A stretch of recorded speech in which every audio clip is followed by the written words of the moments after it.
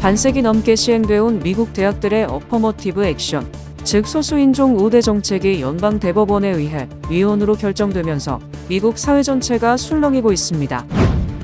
미국 연방대법원은 종교적 신념을 이유로 동성애자 커플의 서비스를 제공하지 않을 수 있다고 판시했습니다. 미국 메릴랜드 경찰이 예배당을 기물 파손한 용의자 3명을 기소했습니다. 샌프란시스코 일대의 값비싼 주택 임차료를 아끼기 위해 로스앤젤레스에서 비행기로 통학하는 캘리포니아 대학교 버클리 대학원생의 사례가 화제가 되고 있습니다. LA 노숙자 숫자가 더 증가한 것으로 나타나 충격을 주고 있는 가운데 LA 한인타운, 다운타운 LA 등이 포함되는 LA 메트로에 가장 많은 노숙자가 거주하고 있는 것으로 드러났습니다.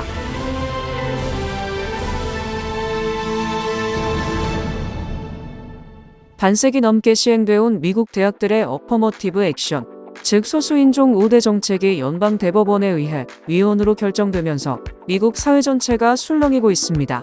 이와 관련 국민일보는 정치권부터 자녀를 둔 학부모들까지 찬반 논란에 가세하는 형국이라고 보도했습니다. 조 바이든 대통령은 지난 29일 백악관 기자회견에서 수십 년의 판례와 중대한 진보를 거꾸로 되돌리는 것이라며 강력 반대한다고 밝혔습니다. 반면 공화당 차기 대선 후보 경선에 출마한 도널드 트럼프 전 대통령은 자신의 소셜미디어에 미국을 위해 훌륭한 날이라며 우리는 완전히 능력에 기반을 둔 제도로 돌아가는 것이며 이게 옳은 길이라고 지지 의사를 피력했습니다. 뉴욕타임스는 칼럼을 통해 대법원 결정은 하버드대가 아시아계 성적 우수 학생들을 차별했기 때문이라고 분석했습니다. 존 로버츠 대법원장이 다수 의견에서 학업 성적 하위 40%인 흑인 학생의 하버드 입학 확률이 상위 10% 아시아계보다 높다고 지적했음을 상기시킨 것입니다. 아시아계와 한인 사회는 이번 결정이 미칠 영향에 대해 촉각을 곤두세우는 모습입니다. 한인 학생들이 우수한 학업 성적에도 흑인 히스패닉계에게 주어진 인종 우대 점수에 밀려 지나게 어려움을 겪어온 게 일정 부분 사실이기 때문입니다. 따라서 당장의 입시에서 유리해지는 측면이 있을 것으로 보고 있습니다. 연방대법원은 지난달 30일 종교적 신념을 이유로 동성애자 커플의 서비스를 제공하지 않을 수 있다고 판시했습니다. 앞서 콜로라도주에서 웹 디자인을 하는 로리 스미스는 일반 대중을 대상으로 하는 사업장에서 성적 지향성, 인종 등을 이유로 차별을 금지하는 주법이 수정헌법 1조상 표현의 자유를 침해한다면서 헌법 소원을 냈습니다. 기독교 신자인 그는 종교적 이유로 동성 커플의 작업 요청을 수락할 의사가 없는데 이런 서비스를 거부할 경우 주법에 따라 벌금이 부과될 수 있어 사업을 계속하기 어렵다면서 대법원의 판단을 구했습니다. 대법원은 6대3의 의견으로 로리 스미스의 손을 들어줬습니다. 닐 고서치 대법관은 다수 의견에서 수정헌법 1조는 모든 사람이 정부가 요구하는 대로가 아니라 그들이 원하는 대로 생각하고 말하는 그런 풍요로운 미국을 그리고 있다고 말했습니다. 소니아 소토마요르 대법관은 반대 의견에서 오늘 대법원은 역사상 처음으로 일반인을 대상으로 하는 사업체가 보호계층에 대한 서비스 제공을 거절할 수 있는 헌법적 권리를 부여했다면서 비판했습니다. 미국 메릴랜드 경찰은 남동부 메릴랜드에서 예배당을 기물 파손한 용의자 3명을 기소했습니다. 제런 알렉산더는 2023년 6월 9일 어네펄리스에 있는 유서 깊은 흑인 교회인 파울러 연합감리교회를 광범위하게 손상시킨 혐의로 기소되었습니다. 피해 금액은 10만 달러입니다. 그는 또한 인근 세인트 필립 성공회 교회에서 발생한 다른 2건의 기물 파손 사건에 대한 혐의도 받고 있습니다. 안나 에런덜 카운티 경찰국은 2023년 6월 28일 알렉산더에 대한 혐의를 확인했습니다. 파울로 연합감리교회의 제롬 존스 목사는 교회에 있던 100개의 성경과 찬송가가 파괴되었고 의자에 있던 큰 나무 십자가가 손상되었으며 5대의 텔레비전이 부서졌다고 말했습니다. 메릴랜드 법은 종교단체에 피해를 주는 행위를 증오 범죄로 간주합니다. 한편 오덴톤에 있는 아크앤도브 장로교회에서는 게이 프라이드와 블랙 라이브즈 매터 표지판이 파괴되었습니다. 메릴랜드주 갬브릴스에 거주하는 19세 쌍둥이 형제 브랜든과 블레이크 크랜처는 기물 파손 혐의로 기소되었습니다. 당국이 공개한 CCTV 영상에는 용의자들이 표지판을 훼손하는 모습이 담겼습니다.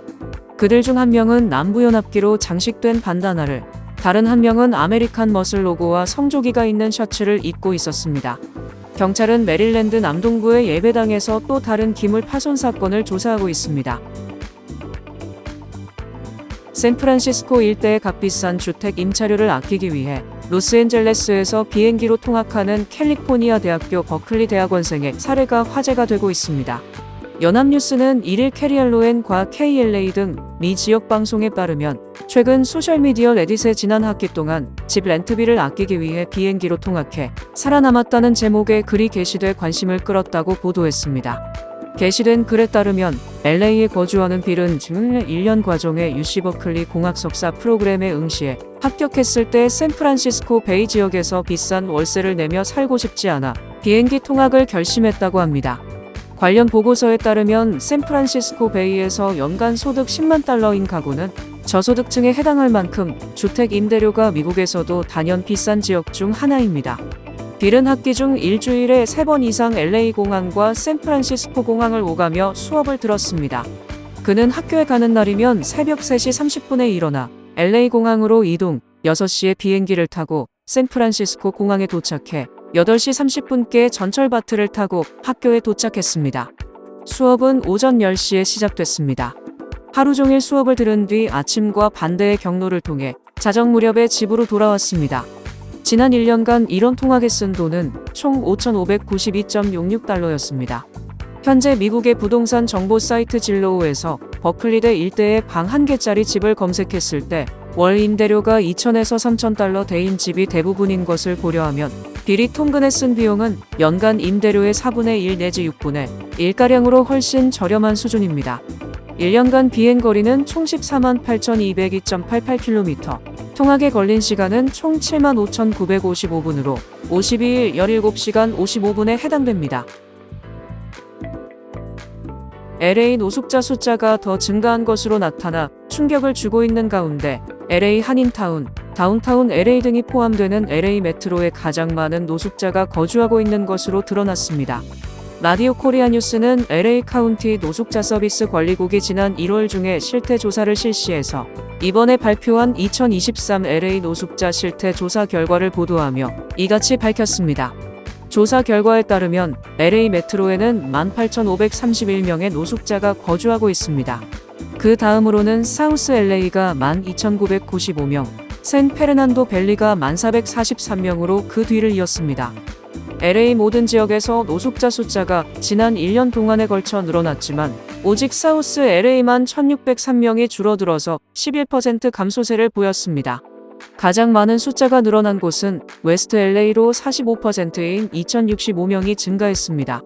노숙자들을 주거 형태로 분류하면 RV에서 생활하는 사람들이 6,814명으로 가장 많은 숫자를 차지했습니다. 그 다음으로는 쉘터에서 거주하는 노숙자들이 5,049명이었습니다. 텐트를 치고 노숙하는 사람들은 4,293명으로 나타나 1년 전보다 11명 줄었지만 RV, 쉘터에 이어서 세 번째로 많았습니다. 인종별로는 라티노 노숙자가 3350명으로 압도적으로 1위였습니다. 그 다음으로는 흑인 노숙자들이 22,606명으로 2위였고 13,826명의 백인 노숙자들이 세 번째로 많은 숫자를 차지했습니다. 아시안계 노숙자는 1,212명으로 상대적으로 적은 수로 나타났습니다.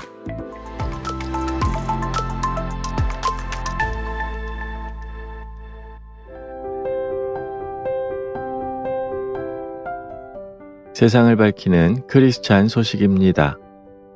부산역 광장은 늘 오고 가는 사람들로 붐빕니다. 이곳에는 여행 온 사람, 출장 온 사람, 일하는 사람, 그리고 노숙자들이 있습니다. 노숙인 수는 코로나 이전보다 줄었지만 아직도 많은 노숙인들이 부산역 광장을 자신들의 안식처로 생각을 합니다.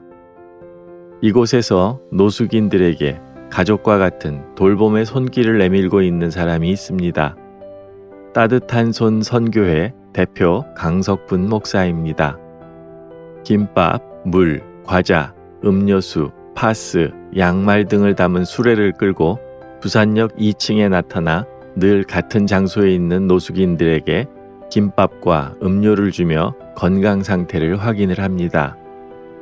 강 목사는 노숙인들이 어디에 누가 있는지, 그에게 어떤 물건이 필요한지 알고 있습니다.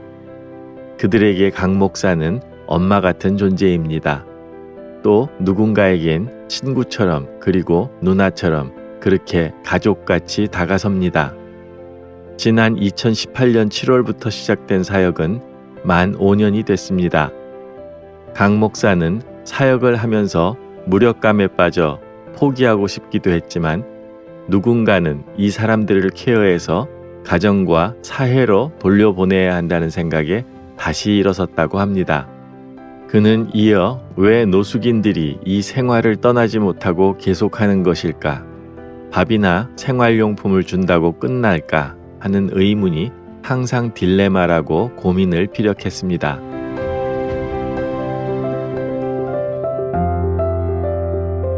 크리스찬에게 뉴스는 기도 제목이 됩니다. 오늘의 뉴스를 통해 보는 기도 제목입니다.